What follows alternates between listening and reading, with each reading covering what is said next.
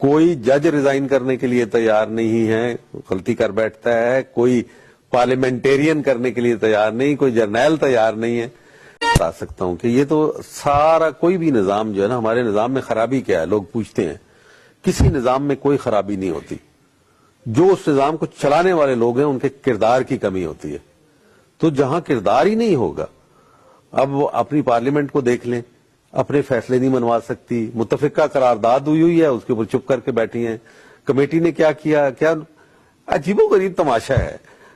کسی کو توفیق نہیں ہوئی کہ اس کے اوپر ریزائن کر دے کہ جی سوری میں تو نہیں مان سکتا، آپ نے یہ متفقہ قرارداد منظور کی تھی، اس کے برعکس آپ کام کر رہے ہیں تو میں اس کے ساتھ رہنے کے لیے تیار نہیں ہوں. کوئی جج ریزائن کرنے کے لیے تیار نہیں ہے، غلطی کر بیٹھتا ہے، کوئی پارلیمنٹیرین کرنے کے لیے تیار نہیں، کوئی جرنیل تیار نہیں ہے. تو یہ قائد اعظم کا کردار تھا جس نے یہ پاکستان بنایا تھا. اب قوت کردار کی کمی کے بغیر آپ نظام کیسے چلا سکتے؟ مجھے سمجھ نہیں آتی. یہ کردار کی کمی ہے ہر جگہ جو نظر آتی ہے مجھے تو.